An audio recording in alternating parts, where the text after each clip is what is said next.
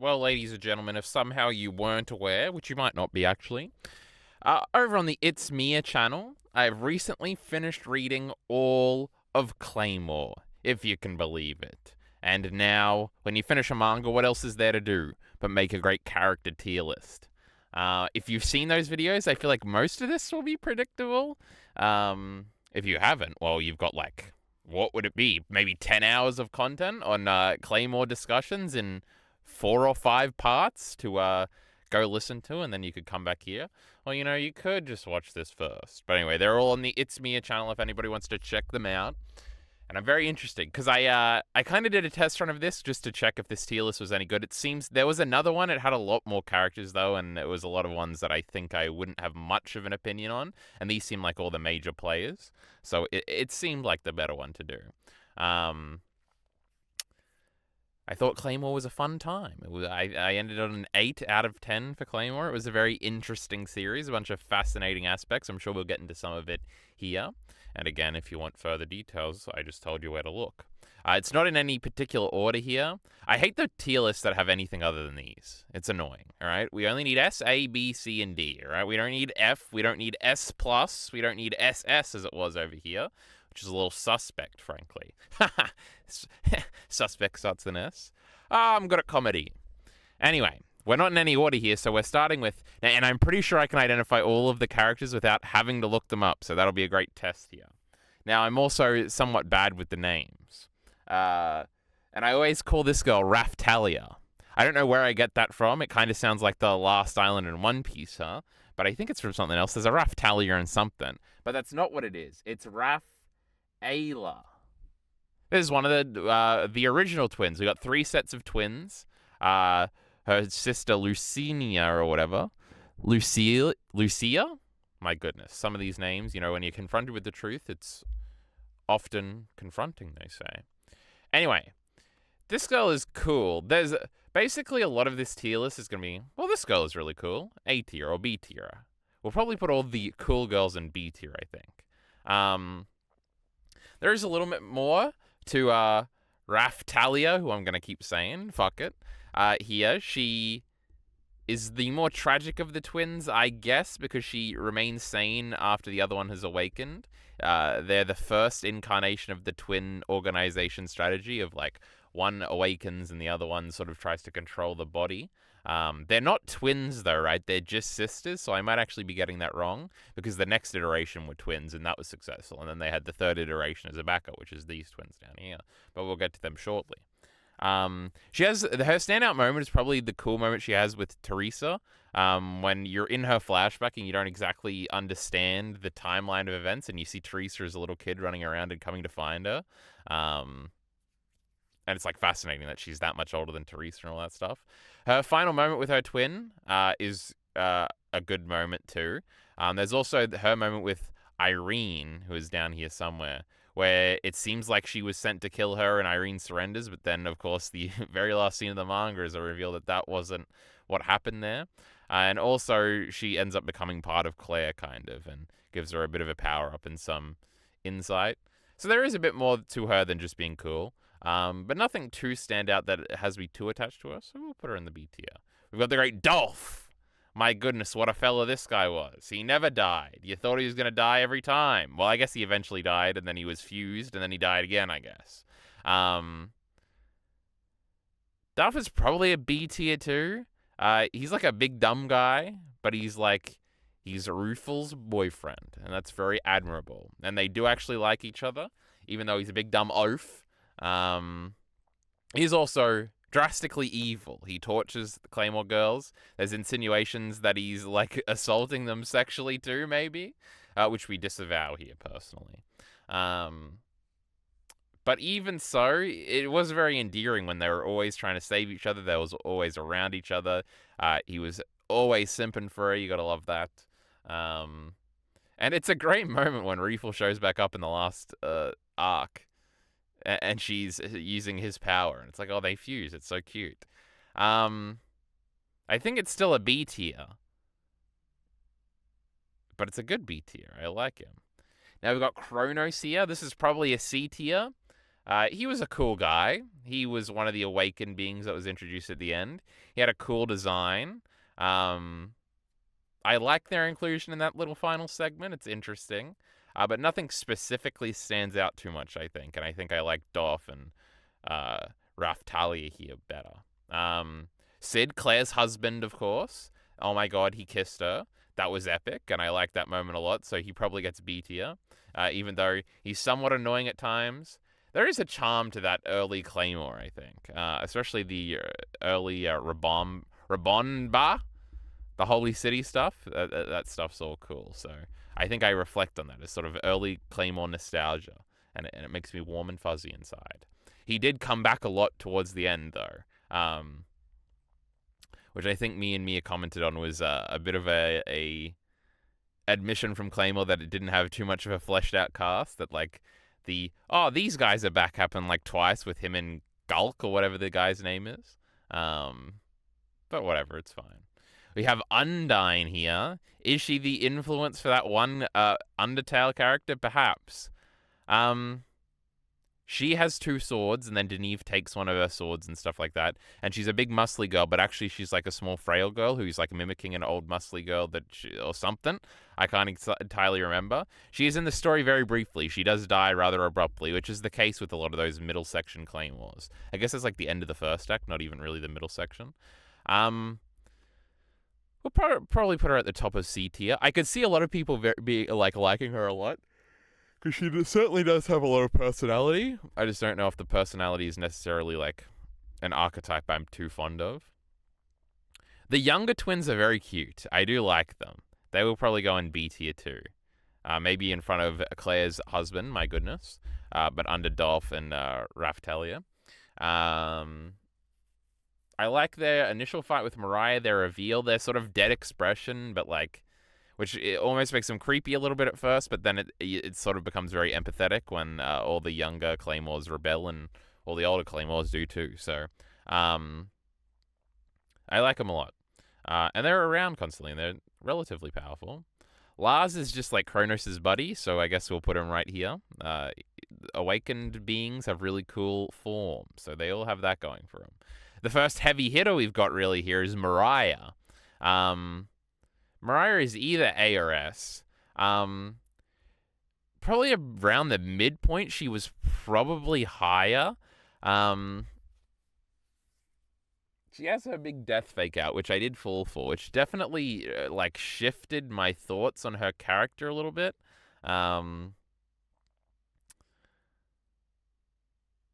I feel like she falls victim to what a lot of the better Claymore characters fall victim to, where it feels like there isn't that much.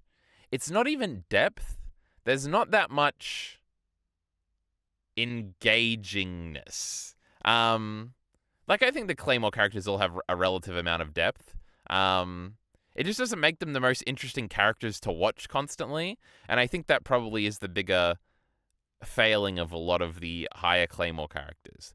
Like, a character that is kind of fun to watch is like Helen all the time, just because she is a bigger personality. That being said, I don't know if Helen is necessarily going to be above Mariah or anything like that.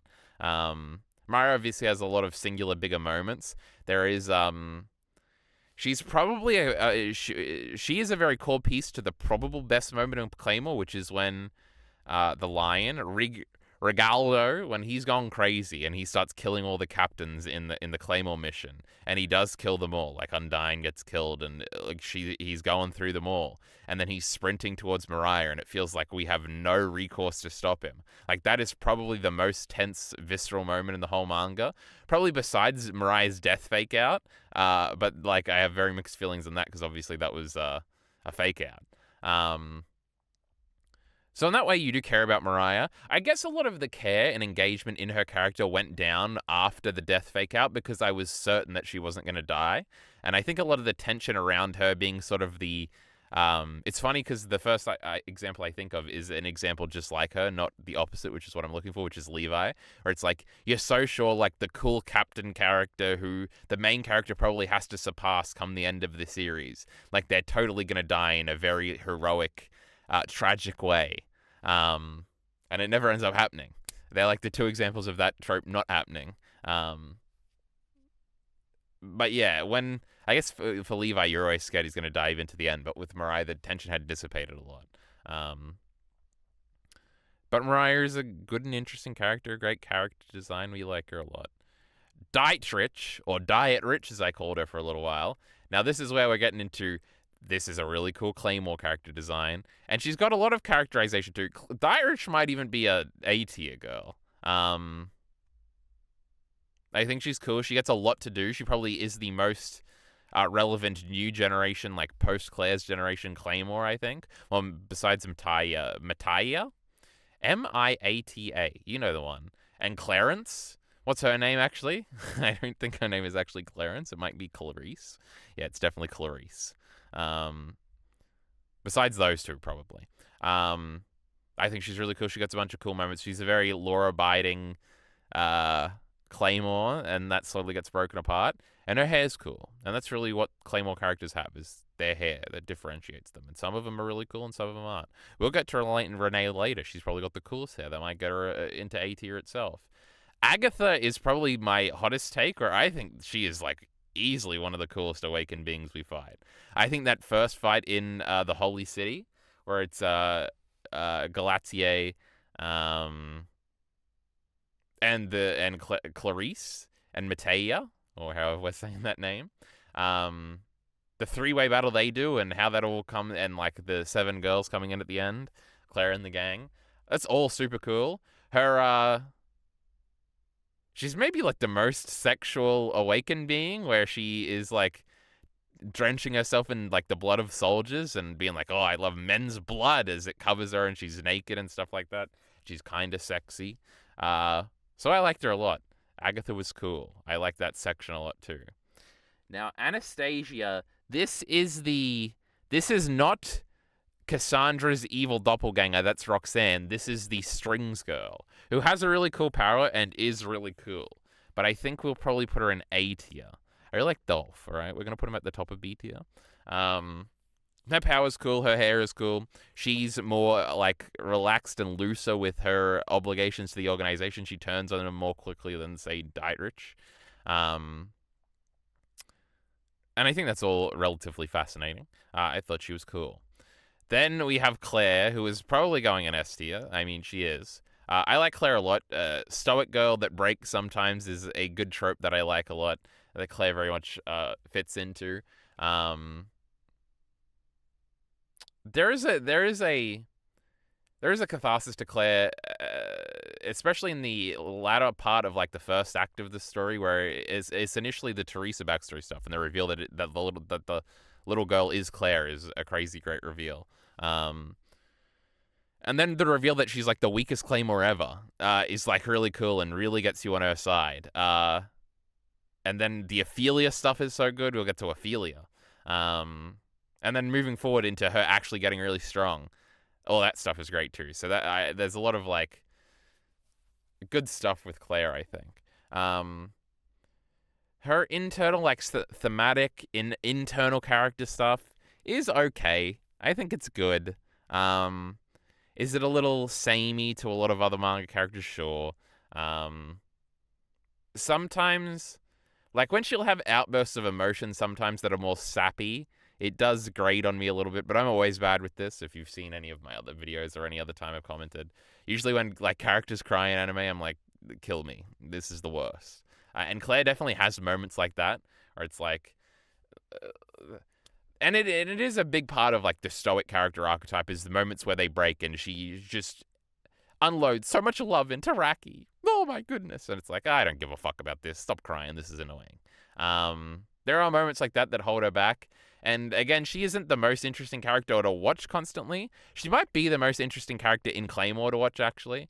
But in terms of if like we were rating all of my favorite characters of all time, I don't think Claire, even though she is probably my favorite or second favorite Claymore character, probably isn't in the hierarchy too much. And that probably is a bit of a why I'm not extremely high on her character. I think it's our third to last Claymore discussion, where me and Mia spend the whole time just talking about how Claymore characters are a little weaker than we would hope. So if you're interested in that sort of conversation, or if you're getting rage baited right now, you can go check that out for further details, I guess. Helen is cool. We like Helen. She's crazy and stuff. She's got a Luffy extender arm. Um, the main four, the original four in our group of girls, are all great, and they'll be pretty high up. At some point, I'm going to have to choose who I like more between Deneve and Helen? My goodness, what a dilemma. Yuma is definitely fifth in the overarching our main squad standings. She has great little clutch moments that are cute, especially when she's supposed to be the weakest one. I'm thinking bottom of A, top of B. We'll put her with Dolph, I think. Cynthia is not the one that dies, but the other one. She's cute. She's got a cute character design. We'll put her in B tier. She nearly died that one time, and I did buy that she was going to die, but then we did regenerate. She literally had no limbs anymore. They'd all been cut off, and she was bleeding out, but she did. Yuma saved her, I think. Epic. Day over here, the evil scientist guy. Well, he's not really... He's kind of evil, but he's more crazy. He's a cool character. We like him. He'd be somewhere in B tier. He's interesting. He's not really too in on the organization's side. He's just kind of doing it for the love of science and experimenting. And his ending is cool with Priscilla and getting killed by her and getting off on it a little bit. Oh my god, Deneve's here. Deneve's really cool. Her getting fucked up constantly and regenerating. Her looking like Casca. That's pretty cool. Yeah, Deneve's really cool. Her and Helen sort of intertwine. They are sort of the combo with the most personality. They're just around when Islay dies. It was pretty cool. And they're both pretty strong and cool girls, and they get to dress in all black because they're part of our main group, and we like them a lot. Cassandra is another really interesting one. She's probably going in A tier. Is she better than Agatha? I don't know. I'm very partial to Agatha.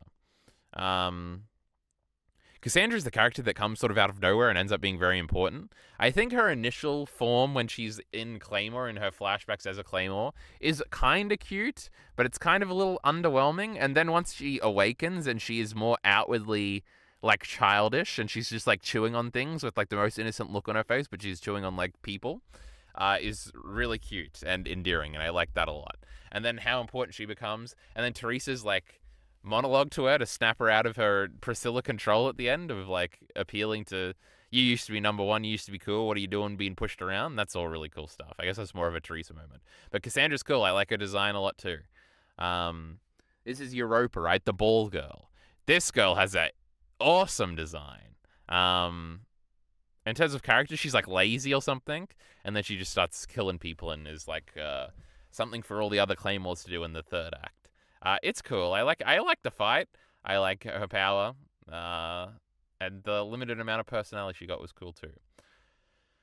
Now, Flora is not Jean. Flora is the one that had a similar power to Claire and then was killed by the great Regaldo here. She was cool. We can put her in B tier. She's probably better than Sid and Cynthia. I like the little twins though. They're cool.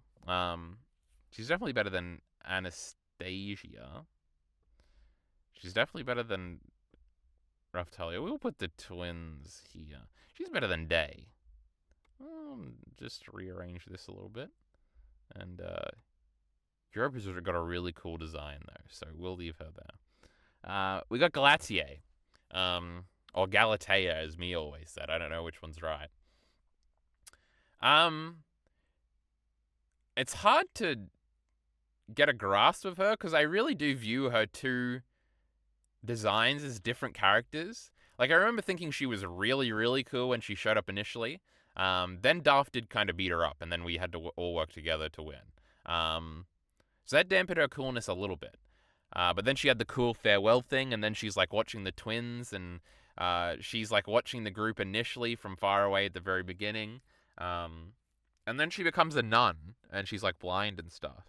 And I feel like her personality was played down a little bit, and she definitely became a much more of a background character. Like, she does basically nothing in that final fight. She's like doing the twins gimmick with Matea and Claire.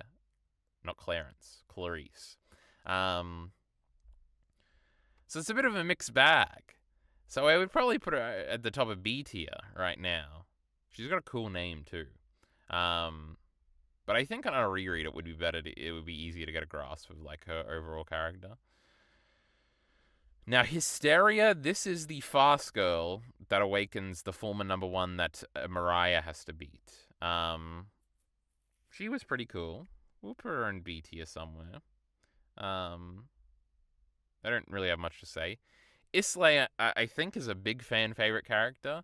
I don't know. He's kind of cool. He's got a cool form, so that probably puts him up here somewhere. But he's not the Great Dolph, all right? He can't match up there.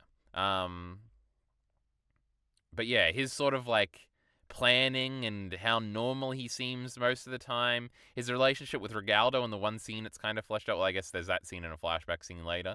That's all neat. Him and Iraqi I don't really care about at all. Him teaching him how to fight is whatever. His relationship with Priscilla is a little confusing too. Not necessarily confusing in understanding it, but confusing in I guess the outcome of it is a little silly, and his like very flimsy plan that ends up working is a little weird too. But he is a character that has plans for the future, and he seems to know more than everybody else, and it's kind of cool. So yeah, there he goes. Lucilia. Maybe that's how you say it. I feel like I've probably said it 3 different ways in this video. She is really cool. One of my favorite Claymore panels in the whole series is when her initial showing up to like confront Islay, and it's like comes out of nowhere. You just turn the page and there's this like beautiful double spread of this girl, and the way she's standing seems like whimsical and like dreamlike, and it like immediately notifies you that this is a very important character showing up. And even though she is only in it for a few chapters because she does get beaten, it's like a whoa. And then it's like the reveal the next page that's the Abyssal one. And you're like, oh, that makes sense. That's cool as fuck. So just that impact of itself is really cool, and probably puts her all the way up there. She probably has one of the worst Abyssal one designs. It's kind of just very cat focused. I don't know, it's kind of cool though now that I'm remembering it. So yeah, I like her a lot. Now, is it Irene or Eileen? I'm seeing an R. Now, Mia made fun of me for saying Irene and kept saying Alina or something. So I don't know if the tier list is wrong, or I was just right all along. She's cool. She's definitely Galatier tier though. I was like sad when like Raftalia over here showed up to kill her, but then that didn't happen. And it was cool when she like gave Claire her arm and stuff, and obviously her power is really cool.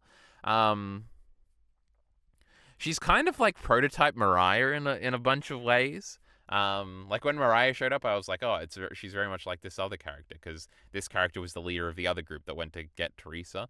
But I think because there's so much going on, she has like the least personality and the least, well, she's not the least relevant, but she definitely has the least personality out of like the main characters in the flashback, if we count all 6 of them. So Claire, Teresa, the 2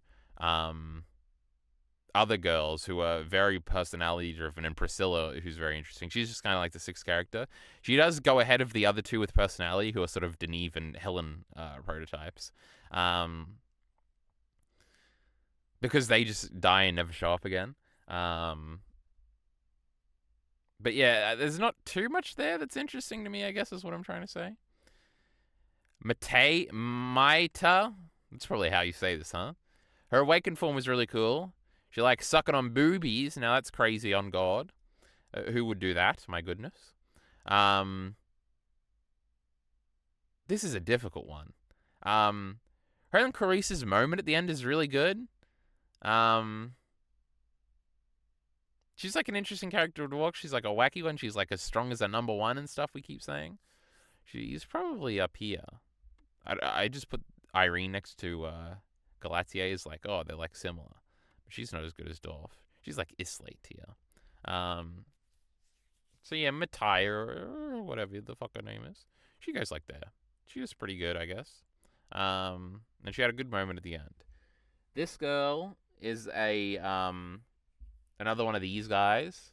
I guess I'll put her here. She probably had a cooler design than them. Honestly, there was 2 girls, and I can't really... well, I guess this is the main girl, and the other one was the ball girl, so I can differentiate them a little bit. Now, Rim Utu, is this I thought this guy's name started with an S. Or am I confusing him with a different guy? Because that's like the organization leader that stayed behind and Mariah killed. That guy was pretty cool. I'm going to assume that's this guy. um, I liked his monologue at the end and sort of like him explaining why they're doing this, even though we kind of understood it. But like, it like his internal logic makes a lot of sense, so that makes him a little bit more interesting. We've got the great Jean here. We like the great Jean. She was like a bleeding heart character. You know, she was, even though she was stronger than Claire, she followed her around because Claire saved her life. She was getting tortured and stuff by that evil dwarf. She's probably the top of B tier, I think. Her death was probably the biggest one in the series from a good guy character like sense, right? I guess Clarence is probably a little bigger, but Clarence is up next and probably I don't like as much. She can go next to Matea here. I don't know. She was kind of a bit annoying at the beginning, where she was very organization pilled, and I don't know, the character that constantly sucks and is like very aware and self-conscious that they constantly suck, usually gets on my nerves a little bit. That's not one of my more favorite archetypes, and she definitely was that archetype, though she overcomes it in a bunch of ways. Not as in overcoming her uselessness, but overcomes her annoyingness. I think she has enough moments. But yeah, and again, the final moment is very sweet. Oh my god, we're all crying. We got the great Ophelia here. She's one of my favorite characters in this whole thing. I think she's probably going behind Helen here. We love Ophelia. She was crazy. On God, she was crazy. Even in Mariah's flashbacks, you're like, that's that crazy bitch Ophelia. She's back. And her ending is very sympathetic. I like her ending a lot. It's very, it's a big emotional release. Her final fight, her serpent form, that all being on the water. I guess it gives a lot of Lost Children vibes for whatever reason, I guess. Her not being able to come to terms with her awakening, her sort of being delusional about it. Her antagonism of Claire, her being the reason Claire and Raki have to split up. Her like relentless pursuit of things. It was the first time we really saw like a three-way battle with that one really cool looking awakened being and stuff like that. And I was honestly completely unsure which one was going to win that fight and stuff like that. There was a lot of tension in Claymore a lot of times where you weren't entirely sure who was going to win when side characters were fighting, and that was a really cool aspect of the series. Next, we have probably the most interesting one to discuss, and that's because I think I'm going to put her in S tier, even though me and Mia spent quite a bit of time in the last discussion kind of shitting on Priscilla. I think a lot of Priscilla's negatives or like shortcomings are the same as Claire's, and sort of like, I guess she's not that interesting to watch, and I don't think there's like an extreme amount there. But I think when I think of Claymore, I'll probably think of Priscilla's awakened form. Like, that's probably the defining image of Claymore to me. I think it's like a really great design in a sea of really, really, really great designs.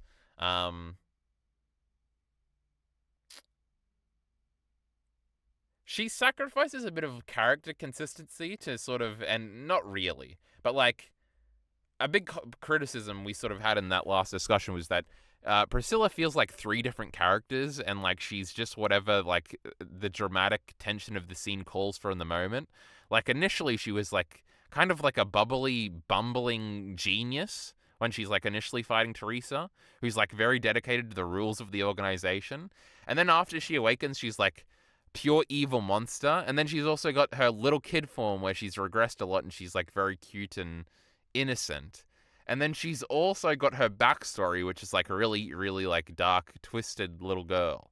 And it's very weird to put that in a timeline and be like how she like ricochets back and forth. And it makes her a very like confusing character, I think. That being said, I think each individual part is rather engaging. And I think even though probably the most boring is the evil monologuing awakened form version, that is maybe the form I like still the most, where it's like, it's probably not the most interesting, but it's like, when she's on screen and she's fucking shit up and she feels like an impenetrable wall that we have to like overcome. It's like a very interesting dynamic to me. I don't know how I feel about her resolution either. Obviously the Teresa thing at the end is like confusing, like not confusing, but like it's in a conflict with me and how I feel about that. And and obviously that affects Priscilla pretty directly. But also there's the added aspect of like she wanted to die the whole time, which is like, oh, whatever. So I guess the funny thing is, a lot of what I just said was kind of negative, but I do think she's pretty high up there. I think she's one of the 3 S tier characters probably in Claymore. Now this is, oh my god, it's so far away. Oh, Raph something. This is the number 10 girl that I thought killed Mariah. And then this girl is cute. I like her a lot. She's probably like B tier at the top here. She's like, they basically explain number 10 is like a set designation. It's not an actual rank, and it's basically just a warrior that's particularly trained to like be able to put down rebellious warriors. Really cool concept. And also how it characterizes her, like she's standoffish and quiet and seemingly ruthless. And then that kind of all breaks, and she's like, man, I just wanted to be part of the group, and I just wanted friends and stuff. And she's allowed to do that when they start rebelling. And I think it's a big emotional catharsis moment that like gets you really on board with Mariah's rebellion against the organization. And I like that individual moment a lot. And she is there in the last bit to help and fight the ball girl, so that's something. What the fuck do we do with Raki? Raki is like easily the weakest part of early Claymore, where it's like Claire's got a dumb boy that's following her around because this is a shonen series and we need some male representation, goddammit. What are the little boys going to relate to? And he becomes a hunk. And that's usually annoying. And he's not too interesting when he does that. But I think his involvement at the end is kind of cute. So we'll put him in B tier somewhere. And I don't hate Raki. He's like Doff adjacent. Him and Claire's reunion is like okay. It really does highlight that I don't really care about them as a duo too much and it's not like they had a lot to say to each other when they reunited. There are some good moments at the beginning of like having to protect him. I think he's probably more of an engaging sort of out there character at the beginning because he's like doing little kid manga stuff, or he's like reacting really well. He's hungry or something. He's like, Claire is hot, but he's also like whining and he's getting into trouble all the time. And he's crying a lot for Claire and like their relationship and how she shouldn't abandon him and stuff like that. And that also led to a lot of my least favorite Claire moments where she's crying for him too and stuff like that. So, I don't know, what a little mixed bag for old Raki. He was initially set up to be our second main character, and then he does get sidelined for a lot of the manga. So it seems like there was some recognition that this is probably an unnecessary element that's dragging the story down a little bit, and we'll get back to it later. Renee has the coolest hair, which is going to land her quite far up here. Probably under Dolph, but ahead of Raki. She doesn't do much. I guess she died, I think. I'm still unsure about her character resolution. I brought this up to Mia, but he wasn't sure either. She gets captured by Reefel, and then she helps awaken the monstrosity the first twins become. And then I don't know if we see her. I don't know if we see a panel of her getting like consumed from it, and then that's like implied that she died because she like couldn't survive in there like Claire and Priscilla and Reefel did. Which makes sense, I guess. She was number 6. She had a short interaction with Araki, too. But she was cool, bro. I liked her. Reefel is cool AF on God. Probably here.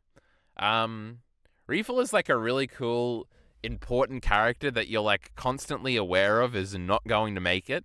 And so it makes you root for her a lot. Mia kind of got more engaged than or invested in this even more than I did. But it is a great little, and there's a lot of weird little fan servicey devices in the climax. I think Reefel coming back is one of them, and it is a cool moment, and I do like it a lot. Yeah, she's got a lot of personality. She's like seemingly a cute little girl, but she's not. She's like crazy. She's got her husband Dolph, and they're very cute, and she actually likes him even though he fucks up all the time. And because she needs a boyfriend if Islay's gonna have a dumb girlfriend. And they like constantly try to save each other. I think at the end of the initial Priscilla fight, they're like both trying to sacrifice themselves to save each other. Reefal's interactions are always really cool with Claire and stuff like that. There is the great moment where she's fighting the new generation of warriors at the beginning of the time skip, and I honestly wasn't sure who was going to win. And then I was very relieved when Reefal did win, so that was cool. She's just got a bunch of tense fights where you're not sure the outcome and stuff like that. So we like Reefal. Regalia is like a vehicle for probably the coolest and best section of Claymore. It doesn't have too much to do with his personality, though his personality is cool. I do see the community compares him to like Zod a lot, which is kind of interesting, and it does kind of fit for Zod's like first appearance. And obviously Zod doesn't die in his first appearance like Regaldo does here. I mean, everything surrounding him attacking is really cool. His backstory is really cool. The very light bit of it we get with Islay. His like ornament or amazement as he's like getting beaten by Claire is really cool. His constant like he's not like gloating. He is cool when he's like killing all the captains. It's like, oh, I just got to do this, you know. It's not like he's regretful, but he's not like reveling in the evilness or something. Then I think that makes him a very interesting character. And I like it a lot. Roxanne is like the evilest character of all time. She was making fun of that Cassandra girl that we like. She was stealing her stuff. She got her killed. She mocked her all the time. She kept mocking her. And she had a cool awakened form and stuff like that. So we like her. She's good. We'll put her here, probably. Rubel I like. He's just constantly scheming and stuff, and that's pretty cool. How much do I like him? Quite a bit, I think. So we'll probably put him above Renee over here. He's scheming. He's a double agent. Well, I guess he's just a double agent. He's from that Dragon Clan or something. My goodness. Remember when Claymore does the Attack on Titan twist way before Attack on Titan did it? And there's a whole other... We're just a little island, and there's a big continent over there. We've got Galk here. He's like C tier. He's just like a big dude, and he's fine. He's inoffensive. He doesn't have the personality, and he's not Claire's husband. So, Tabitha is the one that dies. She's like Mariah's shadow. She's probably the least interesting of the 7. So we'll put her down here with Cynthia. Hey, I'm trying to put her here there. She does get cut down. When Mariah did that, I was like, whoa, that's crazy. We have landed on Teresa, though. Is she 1? Is she 2? I'm not sure. Teresa is the coolest one. She's the strongest one. Her finale at the end is really cool, even if it does undermine a lot of other things that probably should have been cooler, like Claire's victory. She is like the tragic backstory figure that, you know, can't make it out of the backstory. And that endears you to her a lot. I think her initial, like, when she diverges from the organization and, like, how she interacts with the townsfolk after that, where she goes to give the preamble about how a guy in black will show up and get the money soon, you better have it or we'll kill you, fuck you. But when she just does it, like, she just kills Ioma because it was, like, the right thing to do, and they all, like, praise her and stuff, and then she can't sleep in the bed, she's got to sleep on her sword, like, all that stuff is really cool. And then her showing up at the end is this great, powerful, like, guardian angel. She's even got wings. I mean, it's I'm very conflicted about that whole thing, but it is cool, and it definitely makes you like Teresa a lot, and it is crazy that she just... Like, we delivered with the fan service so much that she just shows up and beats the final bad guy super easy. It's crazy. This is another thing. I guess I'm reiterating things if you have seen our Claymore discussions, but if you haven't. The most interesting aspect of Claymore, maybe its defining aspect to me, is how it handles the pieces on the chessboard of, like, what a climax should be and, like, how these characters should all end up and who these villains should pair off with and stuff. And it is insane to me that Teresa beats the bad guy at the end. And it's both kind of a bad thing and kind of the coolest thing Claymore ever does. It's like one of the ballsiest endings I've ever seen in anything, where it's like, this is crazy. Like, this is just something you don't do. And probably for the reasons why Claymore shouldn't have done it. But it's still crazy that they did it. And by they, I mean the one guy, the one mangaka. Oh, this is Beth and Alicia. These two are really, really cool. They are very limited in the personality front. I might put them at the top of B tier. They're all dressed in black. Their forms are really cool. They go crazy trying to attack Priscilla. They're the organization's #1 weapon. Their introduction is really cool. They both look so sad all the time.